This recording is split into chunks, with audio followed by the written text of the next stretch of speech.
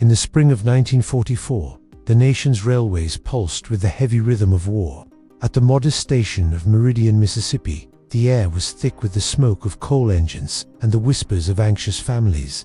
The war in Europe raged on, sending waves of refugees, many of them children, across the Atlantic, seeking safety and a new beginning in America. That night, a special train stood ready, its passenger cars filled with tired faces, some pressed against windows fogged by the warm breath of hope and fear. Private Samuel Thompson adjusted his army cap and checked his reflection in a dusty window pane. He was 25, with kind eyes and a sturdy frame, the son of a railroad worker and a schoolteacher from Ohio.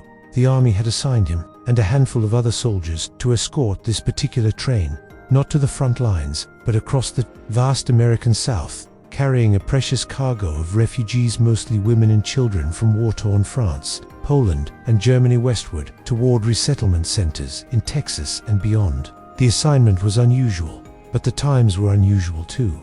There had been talk in the barracks about saboteurs, about homegrown groups who resented the arrival of foreigners. Samuel had even heard rumors of attacks on railroads up north. He was nervous, but determined. His father had always said, "The real test of a man is not on the battlefield, but in what he protects at home." The platform was crowded with Red Cross volunteers, nuns from a nearby convent, and a few local townsfolk. Among them, Samuel noticed a little girl clutching a tattered doll, her eyes fixed on the horizon as if searching for someone who would never arrive. Beside her sat her mother, pale and weary, her hands trembling as she clutched a letter from overseas. Samuel approached and offered a reassuring smile. "The journey won't be easy," he said softly, "but you're safe now. We'll make sure you get there." Inside the train, the refugees settled in, murmuring in languages Samuel barely recognized. Some sang softly to calm their children. Others sat in silence, clutching keepsakes from lost homes, photographs, brooches, medals. The smell of strong coffee and boiled potatoes wafted through the cars. Samuel walked up and down the aisle, exchanging quiet words with his fellow soldiers, making sure everyone felt secure. As the train whistle pierced the night, the engine began to move. The wheels clattered against the tracks, and Meridian faded into darkness behind them. The countryside rolled past, fields of cotton and pine forests glowing in the moonlight. The tension among the passengers slowly eased. The rhythmic sway of the train lulled some to sleep, but Samuel remained alert.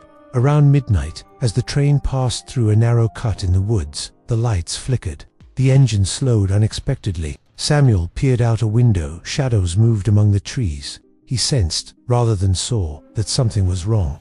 Gripping his rifle, he signaled to the other guards. Suddenly, a stone crashed through a window in the forward car, shattering glass and sending passengers into a panic. Voices shouted outside, angry, drunken, American voices. "Send M back," someone yelled. The refugees cowered under seats. Children screamed. Samuel and the other soldiers rushed forward, positioning themselves between the assailants and the terrified passengers. Shots rang out in the darkness. Samuel's heart hammered in his chest as he fired a warning shot into the air. The attackers scattered, but not before hurling more rocks and threats. In the chaos, Samuel noticed a woman bleeding from a cut on her cheek, and he quickly bandaged her wound. After several tense minutes, the train began to move again. The attack had been brief but terrifying, a reminder that even here, far from the battlefields, war left its scars. Samuel collected the brooch that had fallen from a frightened refugee's coat and handed it back to her, his hands gentle, his voice steady. As dawn broke, Samuel sat in the empty dining car, staring out at the mist rising from the fields. He wondered if these families would ever feel truly safe. He wondered if he would. He could not have known that before the journey's end, he would make a choice that would change his fate, and that half a century later, a simple brooch would reveal the truth about what happened that night. The next day dawned humid and grey, with a heavy sky pressing down on the endless tracks stretching westward. The train rumbled through small Mississippi towns, stopping occasionally to take on water or allow local authorities to check their papers. News of the attack had traveled ahead of them, and at each stop, Samuel noticed curious or wary glances from the locals. Some brought sandwiches or hot coffee for the refugees, their eyes soft with pity. Others just watched in silence, arms folded, their faces set in stone. Samuel found himself spending more time in the children's car, where laughter, fragile and hesitant, occasionally rose above the dull rumble of the wheels. He watched as the little girl with the doll, whose name he learned was Anna, played quietly with a boy her age, making up stories in a mix of French and broken English. Anna's mother, Miriam, had begun to trust Samuel. Her thanks whispered in accented English whenever he checked on them. Around noon, the train stopped in a larger town, Vicksburg. Here, local police boarded to ensure everything was in order. Their leader, a stout man with a handlebar mustache, questioned the soldiers at length, his tone brusque. Samuel kept his answers calm and factual, but felt the eyes of every passenger watching. "We're just passing through," Samuel said, trying to ease the tension, trying to keep these folks safe. The police chief grunted. "Best keep to yourselves," he warned, before stepping off the train. The message was clear. Not everyone was happy about the presence of refugees, or the soldiers who protected them. Back in his seat, Samuel reviewed his orders, tracing the inked lines on a creased map. The journey would take 2 more days, winding through Louisiana, then Texas. He felt the weight of responsibility settle even heavier on his shoulders. The other soldiers looked to him for calm, the refugees for reassurance. Samuel thought of his mother, who had always told him, "If you ever find someone in need, you help them, doesn't matter where they're from." As the train pushed west, a storm rolled in. Rain battered the windows, and lightning illuminated the flatlands. Inside, the passengers grew restless. Samuel moved through the cars, offering comfort where he could. He played cards with the children, helped an elderly woman from Poland open a stubborn suitcase, and listened to Miriam recount a memory from Paressa picnic in a city park before the world changed. That night, as the storm raged, Samuel couldn't sleep. He patrolled the corridors, boots silent on the worn linoleum.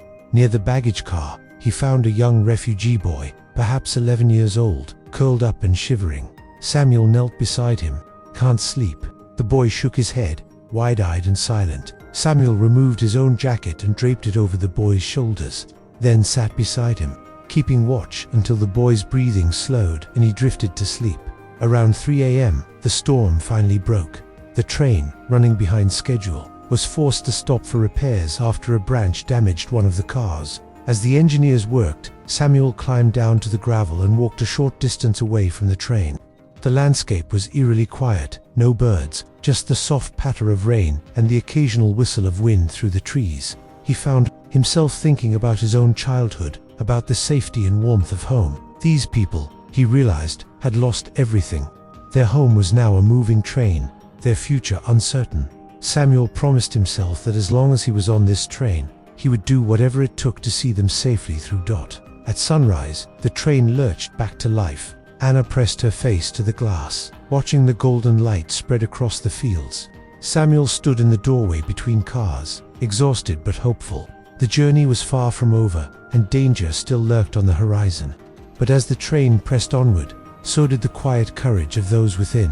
As the refugee train made its steady approach toward Shreveport, Louisiana, the atmosphere among passengers grew heavier. Although the countryside bathed in sunlight and calm skies had returned, a different kind of storm loomed, one that Samuel could feel in the tightness of his chest and the glances exchanged between the soldiers. That morning, the train made an unscheduled stop in a wooded stretch near the Sabine River. The conductor, a wiry man named Clint, explained there was debris on the track likely from the storm. Samuel disembarked with 2 other soldiers to clear it, stepping into the muddy underbrush. As they worked in silence, birds rustled in the trees above. But Samuel couldn't shake the feeling that they weren't alone. Suddenly, a sharp crack echoed through the air. It was not thunder. "Down!" Samuel shouted, diving behind a fallen log as gunfire erupted. The 2 soldiers returned fire instinctively, scanning the forest for shadows. One bullet struck the bark just inches from Samuel's head. Whoever was out there wasn't trying to scare them, they meant to kill. Back on the train, screams pierced the air. Children clutched their mothers, and Anna sobbed as Miriam pulled her into her arms. The conductor ran through the cars, yelling at passengers to stay down and keep quiet. Samuel's adrenaline surged. He signaled for one of his men to flank around while he crept forward, using the trees for cover. Finally, the gunfire ceased. When they reached the spot where the shots had originated, they found nothing, just empty shell casings and footprints that disappeared into the brush. No casualties, no injuries, just fear. Returning to the train, Samuel wiped sweat from his brow and forced his voice to remain calm. "We're safe for now, but we'll need to move fast." This wasn't random. As the train jolted back into motion, Samuel's mind raced. Who would ambush a refugee train in rural Louisiana? Perhaps remnants of extremist groups or local vigilantes stirred by fear and propaganda. He didn't know, but he knew this. The train was no longer just a route to safety, it had become a moving target. That night, as they passed through Natchitoches, the soldiers set up shifts for watch. Samuel refused to sleep. Instead, he walked the length of the train again and again, checking on the refugees. He paused in the car where Anna and Miriam were seated. The girl was asleep. Finally, her small arms curled around the faded cloth doll. Miriam met his eyes and whispered, "You are a good man." "My daughter, she calls you the quiet soldier." Samuel felt his throat tighten. He nodded, unable to speak. He didn't feel good. He felt guilty for surviving, for not doing more, for bringing these people into danger. And yet, he knew he couldn't afford to collapse. Not now. At dawn, the train pulled into a dusty, near-abandoned station for refueling. Samuel climbed down with the engineer, scanning the surroundings. A rusted truck sat abandoned nearby, and a stray dog barked in the distance. A local worker handed them a telegram rushed, smeared with oil. Attack reported on freight train heading north. It read, "Refugee line compromised. Proceed with extreme caution." Samuel folded the paper slowly. His gut had been right. They were being tracked. He returned to the train and gathered the soldiers. "From here on," he said, "no one walks alone. We watch every mile of track. We ride on the roof if we have to." As they pulled out, heading toward Texas, the silence in the train spoke louder than words. The passengers sensed something had shifted. The journey had begun as a desperate escape. Now, it was survival under siege. And somewhere beyond the trees, someone was still watching. By the time the train crossed the Texas state line, the air had shifted. The fields of cotton and the distant pine forests no longer felt like signs of salvation. They felt like camouflage. Danger lurked in every quiet stretch of land, behind every lone barn or unmanned crossing. Samuel knew that whoever had fired on them back in Louisiana hadn't given up. The conductor reduced the train's speed as they approached a stretch of track through piney woods. It was the last unguarded area before they'd reach a military checkpoint outside Tyler. Samuel reviewed the map with Lieutenant Harlan, a gruff man from Kentucky who had been assigned to assist. "This stretch is blind for 7 miles. Harlan muttered, chewing on a cigar. "No telegraph lines, no patrols." "Then we don't stop for anything," Samuel said. They arranged the soldiers strategically, 2 on each end of the train, 1 atop the coal car. Samuel chose to ride on the roof of the second passenger car, exposed but with full view of the tree line. The wind cut against his face as the train picked up speed again, but he didn't flinch. Below him, the refugees sat in tense silence. Miriam held Anna close, occasionally glancing at the roof, as if she could feel Samuel's presence. Anna clutched the doll tighter than ever. Minutes passed, then an hour. And then metal screamed. An explosion tore into the front rail, derailing. The train buckled, groaned, and slammed to a halt. Samuel was thrown backward, scraping across the roof. Smoke and fire rose into the sky as cries echoed from the passenger cars. Gunshots followed. From the woods, masked men emerged with rifles. They fired indiscriminately, hitting the side of the train and sending splinters flying. Samuel rolled, blood dripping from his forehead, and crawled to the edge. He saw Harlan go down with a shout, and 2 soldiers retreat into the trees. He had no time to think. Samuel slid down the side of the car, landing hard, and crawled beneath it. From there, he moved forward, keeping low, until he reached the baggage car. Inside was a locked crate, his last resort. Blasting it open, he found the mounted Browning machine gun, left behind from a military transfer. He lugged it to the rear platform and set it up. His arms shook, but his hands were steady. He fired. A roar thundered through the trees. The ambushers scattered, some falling, others diving for cover. Samuel kept shooting, ignoring the pain in his side where shrapnel had torn his uniform. He didn't stop until the ammunition ran dry. The woods fell silent. Smoke curled from the wreckage. Groans of the wounded mingled with the sobs of the terrified. But the train had been defended. For now. Samuel collapsed to his knees, then to his side. Miriam found him minutes later, bleeding and barely conscious. "You saved us," she whispered, tears streaming down her face. "You saved my daughter." Samuel's lips trembled. He tried to speak, but only a whisper came out. "Promise me, she gets out of this, alive." Miriam nodded, sobbing. The train could no longer move. Soldiers from the checkpoint arrived hours later and helped evacuate the survivors. Anna and Miriam were carried to safety, but Samuel Wright was never seen again. He had vanished into the chaos here, taken by the attackers, buried beneath the wreckage, or simply gone without a trace. All that remained behind was the battered brooch that Anna had pinned to his jacket that morning. A small silver flower. No one knew what had happened to him until 5 decades later, in the years that followed the ambush in Piney Woods. Samuel Wright became a name whispered in sorrow and reverence. The military listed him as missing in action, presumed dead.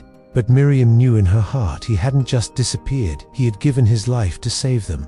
After recovering from her injuries, she and Anna resettled in Austin, far from the shattered rails and the haunting woods. Life moved forward, slowly, quietly. Miriam never remarried. She worked as a seamstress and later as a nurse's aide, dedicating her life to raising Anna. The brooch, the small silver flower, remained with them. Miriam kept it in a drawer for decades, taking it out only on Samuel's birthday or on the anniversary of the attack. Anna would hold it sometimes, feeling its weight, sensing the protection it once symbolized. But for all their memories, there were no answers. No grave, no medal, no closure. Until 1994. In the summer of that year, construction began on a new road through an overgrown marsh near Tyler, Texas. A team of state engineers and surveyors were tasked with clearing a section of the swamp that had long been inaccessible. What began as routine excavation quickly turned into something else entirely. One morning, while digging through a patch of dry peat, an excavator unearthed something metallic, thin, rusted, but unmistakable: the barrel of a gun. The workers halted the project. Archaeologists were called in, assuming it might be remnants from Civil War skirmishes common in the region. But what they found told a very different story. Beneath layers of mud and roots, buried among scraps of decayed uniform fabric, was the skeletal frame of a man. Nearby, corroded dog tags, the remains of a military shoe boot, and clutched in the bony fingers of his left hand, a silver brooch. The delicate flower, surprisingly well preserved, glinted in the sun like a whisper from the past. DNA testing hadn't been an option in 1944, but in 1994, the newly recovered bones were sent to Fort Sam Houston for identification. They compared the remains to archived dental records and service files. And then came the confirmation. Samuel Wright, Staff Sergeant, U.S. Army, declared missing in action July 2, 1944, found August 11, 1994. The news spread quietly through military channels, but a retired clerk named James Hollins, who had once worked with refugee relocation files, saw the name and remembered something: a child, Anna, and her mother, Miriam, who had survived a train ambush that same summer. He made a call. Anna, now in her 50s and a school teacher in El Paso, answered. When she heard the name Samuel Wright, the phone slipped from her hand. She wept for an hour, and when she opened the drawer, trembling, she pulled out her childhood diary and the matching sketch of the silver brooch she had drawn at age 5. It was the same one she had pinned to Samuel's jacket before he stepped onto the train roof. The sun beat down gently on the Texas Veterans Cemetery that September morning in 1994. But for Anna, the light felt different, warmer, heavier, like the past had finally stepped out from the shadows and stood beside her. A modest wooden casket, draped with the American flag, sat at the center of the small burial site. Around it, only a handful of people had gathered: Anna, her husband Michael, their adult son Daniel, and a few representatives from the Department of Defense. No media, no crowd, just the quiet return of a forgotten hero. Anna held tightly to the silver brooch, newly polished, now glowing faintly in the sun. Her fingers trembled as she stepped forward. "This," she said softly, placing the brooch gently atop the folded flag, "was his." Her voice cracked. "He gave his life for me, for my mother, for dozens of people on that train. And for 50 years, we didn't even know where he rested." The officer beside her, a woman named Colonel Ramirez, nodded solemnly. Some heroes fight their battles in the open. Others disappear into silence. but they all deserved to come home. As taps echoed across the cemetery, Anna could see, in her mind, the younger Samuel Strong.com, fearless leaping from car to car, his uniform darkened with sweat, his eyes locked on the sky as planes approached. No one had ever told his story. No monuments bore his name. No classroom recited his sacrifice. But now, finally, the silence was broken. After the ceremony, Anna returned to her car but didn't drive off immediately. She sat in the front seat, holding the dog tags they had given her. Her thumb traced the worn letters, Samuel L. Wright. The tags had survived when everything else, uniform, flesh, bones, had been worn away by the swamp. Later that evening, back in her home, Anna began pulling boxes from her closet. She found the old sketchbook, the diary entries from her mother describing the bombing, the maps they had drawn by hand, the names of fellow survivors. She stayed up all night scanning them, digitizing the fragile pages. By morning, she had made a decision. Samuel's story wouldn't end in a cemetery. It wouldn't fade again into forgotten archives. She would tell it, write it, speak it, and share it. Within weeks, she contacted local schools, historical societies, and military museums. Some listened politely, some took interest, but one teacher, Mr. Devers, a high school history instructor in Austin, invited her to speak to his class. Standing in front of 30 teenagers in denim jackets and sneakers, Anna told the story of Samuel Wright. She spoke of the refugee train, of the Nazi ambush, of the way one man had climbed onto the roof, drawing fire away from children. She showed them the brooch, and she told them the truth. That man didn't have to protect us. He could have stayed hidden, but he didn't. He stood up. One student raised her hand. Why did no one ever talk about him? Anna smiled sadly, because some stories take time to find their voice. But once we tell them, they never die. The next day, the school planted a tree in Samuel's honor. Beneath it, a small plaque, in memory of Staff Sergeant Samuel Wright, who gave his life so others could live. July 2, 1944. The news traveled farther than Anna expected. A few weeks after her talk at the high school, a reporter from a local Austin newspaper reached out. Then came a segment on regional TV, and then astonishingly an invitation to speak at the National World War II Museum in New Orleans. She stood before a packed room in 1995, holding the brooch in her hand as she recounted Samuel Wright's sacrifice. Behind her, a black and white photo of the refugee train filled the screen, grainy and real, like a frozen breath from the past. The roof was sloped, wet from morning mist, she said, but he climbed it anyway, not to escape, not to fight, but to distract, to save. The audience sat in still silence, many wiping away tears. After the presentation, a man in uniform approached Anna. He was in his late 60s, gray-haired but My father was one of the engineers on those refugee trains, he said. He died not knowing who the man on the roof was. But he told me the man waved. Just before the plane fired, he waved to the children. Anna smiled, though her heart twisted. That was Samuel. A week later, she received a letter from a military historian who had seen the coverage. He had access to old military files recently declassified, files that included reports from survivors, testimony from the resistance, even intercepted Nazi communications.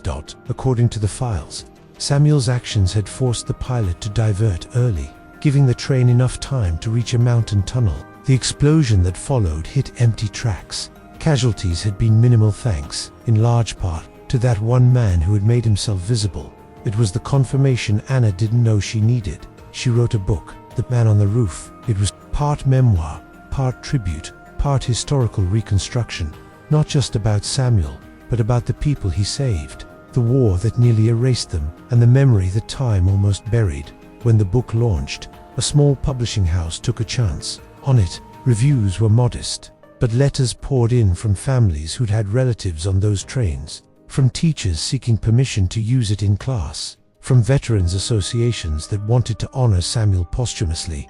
In 1997, the Pentagon granted Samuel Wright the Bronze Star for Valor. Anna received it on his behalf, tears spilling down her cheeks as the medal was placed in her hand. His name lives now, she said, and it will continue to.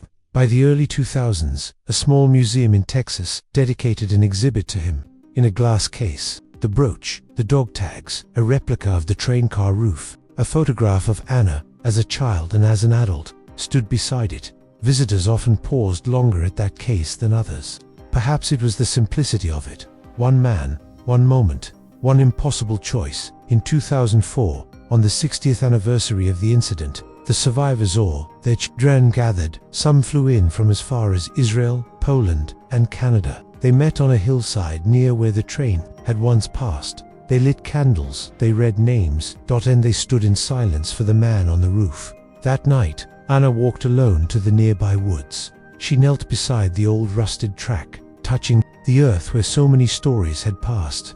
"Thank you, Samuel," she whispered. Above her, the stars blinked softly, as if remembering to. In a quiet glass case in a modest museum in Texas, a silver brooch rests beside a pair of rusted dog tags. Children pass by on school trips, eyes wide with curiosity.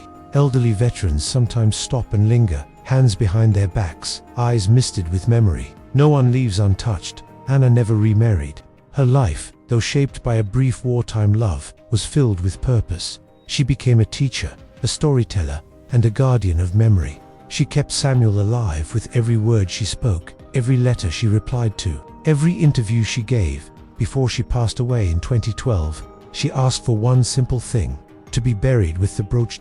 And so she was.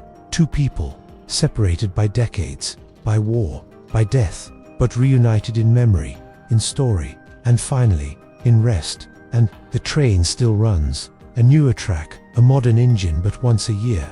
On the date of the bombing, a symbolic ride is offered to families of survivors. It's called the Journey of Light. At the midpoint of the route, a whistle sounds, and the train slows. Passengers look out the window at a small plaque beside the track. It reads, "To the man on the roof, you made yourself seen so we could live." Did this story move you?